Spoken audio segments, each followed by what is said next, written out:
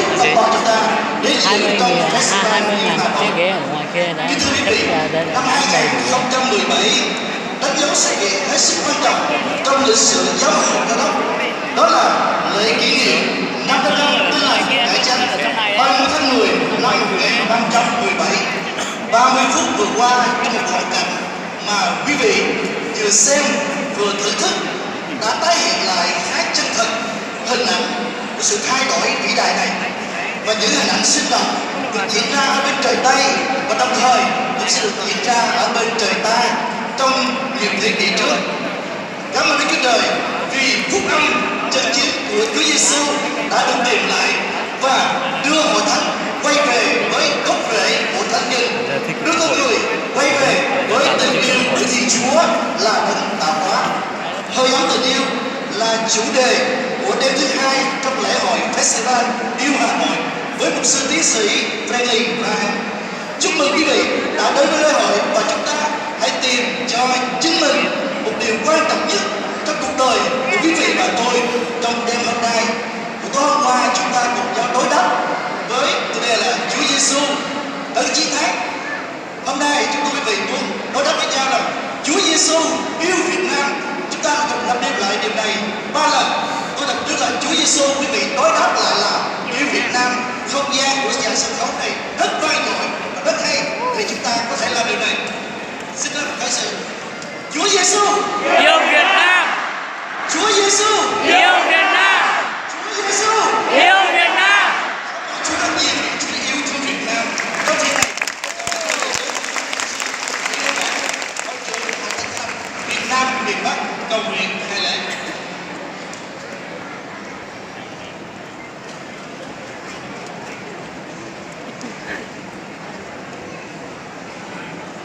Trong danh Chúa Giêsu, tôi có lời hoan nghênh và chào mừng toàn thể quý vị quan khách, quý vị thân hữu, các khách mời đặc biệt của chúng tôi buổi tối hôm nay. Tối hôm nay là chương trình đặc biệt dành cho quý vị và cầu xin Chúa ban phước để chúng ta có một buổi tối thật ý nghĩa và phước hạnh. Trong thời giờ này, chúng tôi xin trân trọng kính mời quý vị đồng đứng lên, hướng lòng về Thiên Chúa Ba Ngôi để chúng ta đón nhận những phước hạnh Đức Chúa Trời sẵn ban cho chúng ta. Kính lạy Đức Chúa Trời toàn năng, đấng đã tạo thành trời đất muôn vật, là đấng đã dựng nên loài người chúng con. Cảm tạ Đức Chúa Trời buổi tối hôm nay thật phước hạnh để cho hết thảy chúng con, các tôi con của Ngài cũng như các quý vị thân quý khách hiện diện ở tại nơi đây trong cung thể thao này cũng như ở trước màn hình. Chúng con được lắng nghe lời của Đức Chúa Trời, được nghe phúc âm rao giảng là phúc âm cứu rỗi, đem lại sự tha thứ, sự phước lành, sự trông đợi cho chúng con những người đang sống trên đất này. Chúng con cảm tạ ơn Chúa vì chương trình đặc biệt mà Ngài đã ban cho chúng con tại giữa thủ đô Hà Nội. Cha ơi, chúng con cảm ơn Chúa vì những quý khách, vì những thân hữu của chúng con đã dành thời gian quý báu của mình đến đây. Con cầu xin Đức Chúa Trời Ngài ban phước lại cho những người quan khách của chúng con, để buổi tối hôm nay thì giờ quý báu mà họ đã dành tới đây, họ sẽ không trở về trong khi mà họ không nhận được phước hạnh từ nơi Đức Chúa Trời. Con cầu nguyện để chúc phước cho tất cả những người có sự hiện diện trong buổi lễ tối hôm nay, để cho hết thảy chúng con đều nhận được ơn tha thứ và sự cứu chuộc từ nơi Chúa Giêsu. Xin Chúa ban phước cho chương trình lễ của chúng con từ giờ đầu đến giờ cuối được diễn ra trong thánh ý của Ngài, và để hết thảy chúng con sẽ đều vui mừng hưởng được phước hạnh, sự tha thứ và sự tin cậy từ nơi Đức Chúa Trời. Chúng con tạ ơn Cha và thành kính cầu nguyện.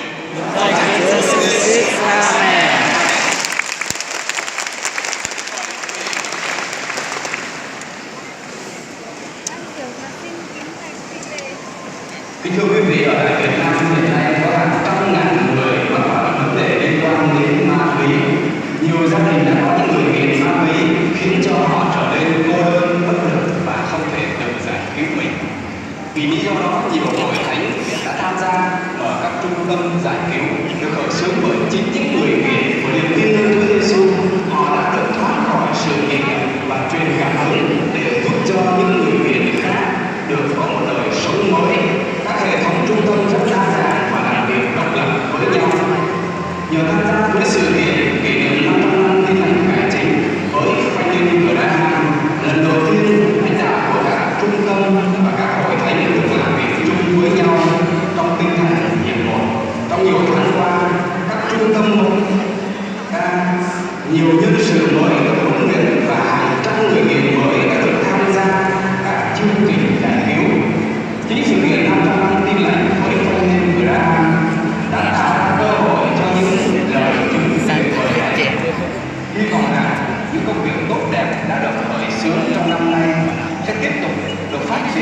nhiều năm tới.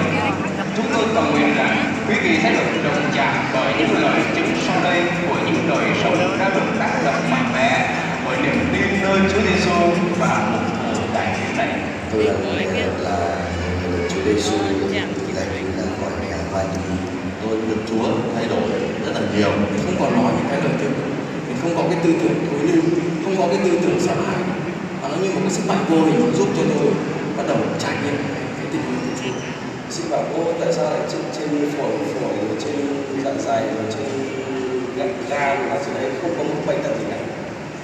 Và đến 3 năm trở lại đây tôi phải được là về chúng em làm cho tôi thực sự là cái sự bình an và cất đi tất cả những cái sự mặc cảm, cái sự bực bội trong tôi. Tôi thì tôi chưa bao giờ tôi nghĩ rằng tôi làm ông chủ một doanh nghiệp nào đó, chưa bao giờ nghĩ lấy vợ hay là chưa bao giờ có cuộc sống như bây giờ. Anh em khác ở Kim Mã Phượng giờ đây tôi được cái này tôi sẽ sử dụng cùng cái đời sống của tôi giúp đỡ những anh em khác. Tôi yêu những người nghiện. Ngay cả khi tôi còn nghiện thì tôi cũng đã yêu người nghiện. Bởi vì tôi nghiện tôi biết mình khổ và anh em tôi cũng khổ lắm. Nên khi tôi được Chúa cứu thì việc đầu tiên tôi nghĩ đến đó chính là xin Chúa dùng con để con cứu những người nghiện, những anh của con, bạn của con, em của con. Còn ao ước được làm một cái điều gì đó cho dân tộc Việt Nam, đặc biệt cho dân tệ nạn xã hội. Cảm ơn Ngài vô cùng vì Ngài cứu đời của tôi, không chỉ cứu cuộc đời của tôi đâu, nhưng mà Ngài còn dùng cuộc đời của tôi để giúp đỡ rất nhiều người khác. Tôi cảm ơn Chúa, cuối cùng cuộc đời của tôi gần như đã bỏ rồi, không còn cách nào nữa. Chúa đã ra tay ra ôm tôi vào lòng, đã tìm tôi, gọi tôi và chọn tôi để tôi làm.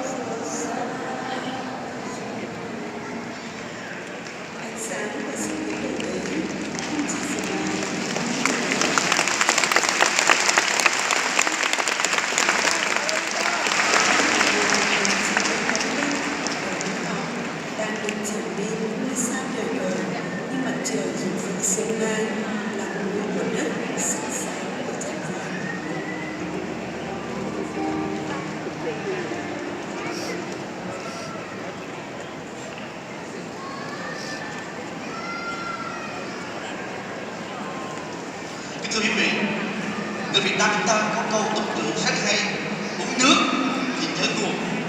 Con người Việt Nam luôn coi trọng lòng biết ơn và sự tri ân. Điều đó đã được thể hiện trong các gia đình lẫn trường học trong việc giáo dục và dạy dỗ cho thế hệ kế cận.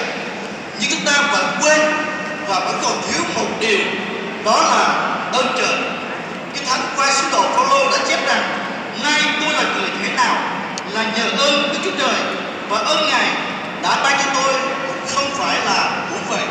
Trái lại, tôi làm rất nhiều việc hơn những người khác, nhưng nào phải tôi, bèn là ơn Đức Chúa Trời ở cùng tôi.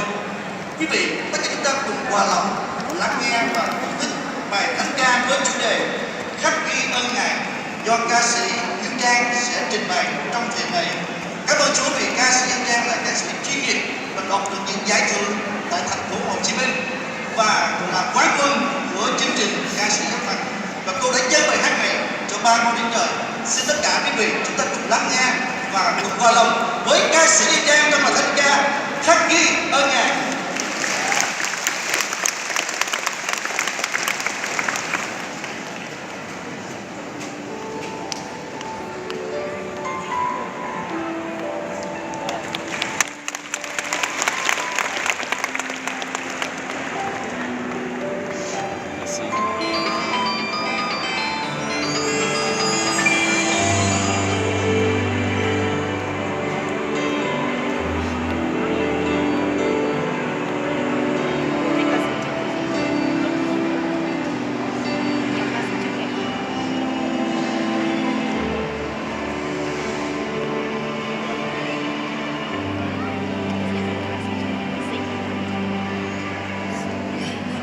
trôi qua với bao lại một ngày trôi qua với bao muộn phiền lo âu cuộc đời này rồi sẽ ra sao rồi từng lời bên tai tiếng cha dịu nhịp nhẹ nhàng ngày đến bên con và ta vẫn dịu còn mỗi phút này còn chẳng lo sợ chi lòng yêu ngài ban lớn lao vô cùng tình yêu cha đậm sâu có chi sánh bằng tình yêu mà ngài đây chết thay thế con đây con ai giờ đây có cha đi cùng lòng con xin nguyện dâng tất cả cho ngài mà thôi trong cuộc đời này nguyện khắc ghi ở ngài dấu sâu.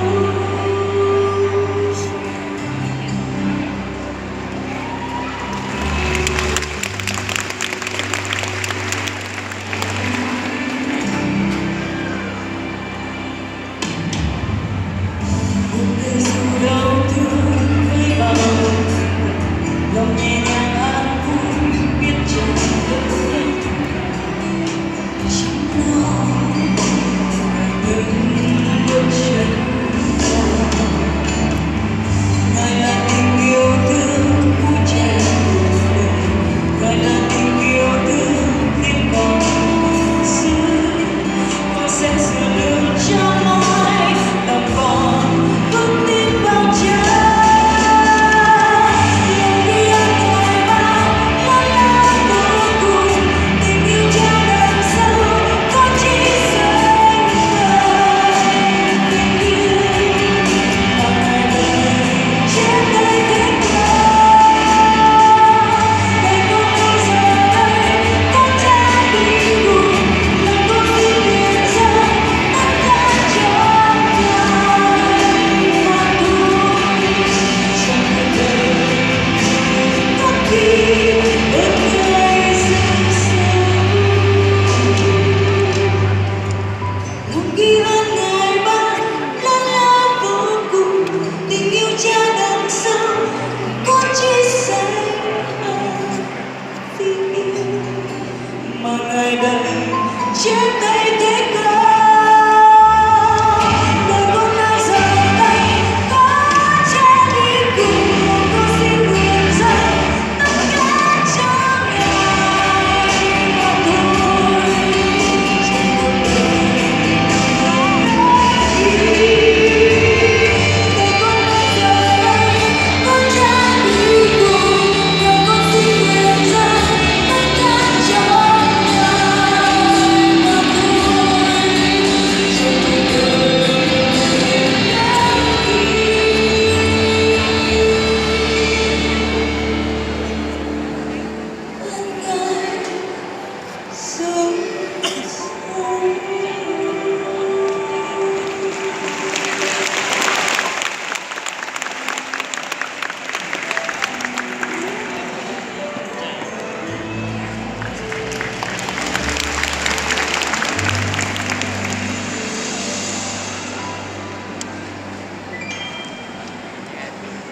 nguyện trọn đời khắc ghi ơn ngài dòng sâu.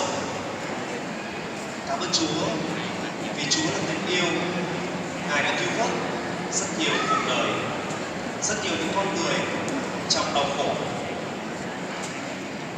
và chúng ta đừng bao giờ quên rằng Chúa đã cứu chúng ta từ đâu. Ban tổ chức xin có một thông báo trước khi chương trình được tiếp tục. Bà Nguyễn Thị Luyến ở Hòa Bình, Võ Cường, Bắc Ninh đang tìm hai cháu, một cháu tên là Nguyễn Thị Hiền 14 tuổi và một cháu gái khác thì bà không biết tên. Hiện giờ bà đang bị lạc với hai cháu nhỏ.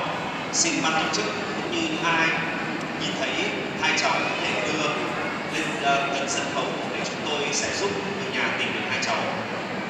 Và để tiếp nối chương trình, chúng ta sẽ được nghe những nhạc phẩm được trình bày bởi hai ca sĩ đến từ một nền âm nhạc rất phát triển. Đó chính là ca sĩ Shinsu và Nani đến từ K-pop. Chúng ta hãy nhiệt tình chào mừng.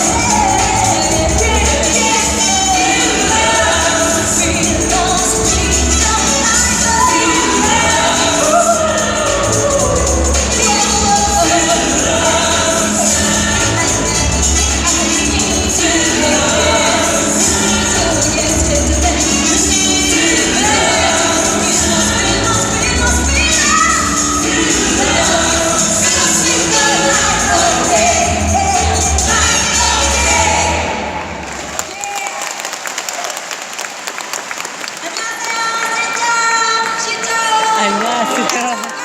Tên cô tay là Blackpink Daddy. Tôi là Jinju. Yes, thanks for having us here today. Really honored to be here with you guys. And shall we go to the next one right away? Yeah, Glorious. Let's celebrate Jesus' birthday. Let's get it.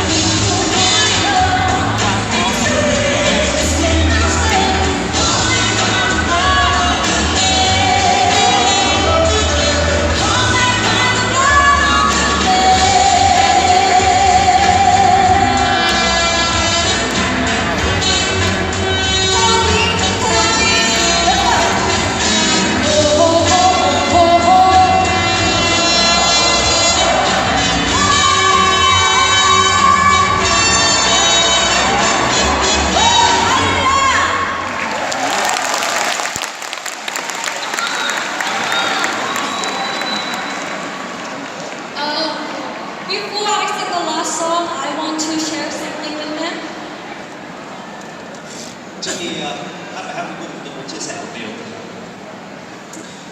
Very last song is my favorite song Cái bài hát cuối cùng này là bài hát yêu thích nhất của tôi, because it talks about faith. bởi vì bài hát này nói về đức tin. In the Bible, it says, even little faith can move the mountain.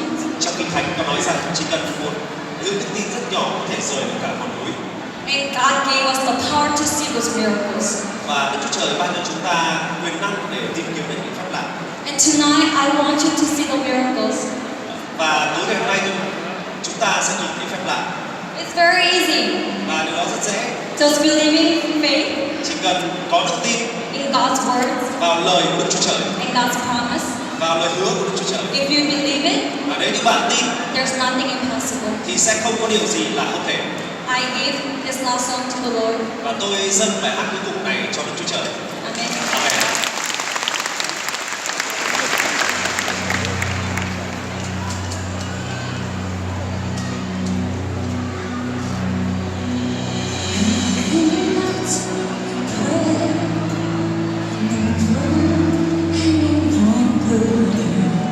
In our hearts, a hopeful sound we barely understood. Now we're not afraid, although we know there's positive. We were moving mountains now before we knew it could. Yes, there can be miracles when you believe. Though hope is fragile, it's hard to keep.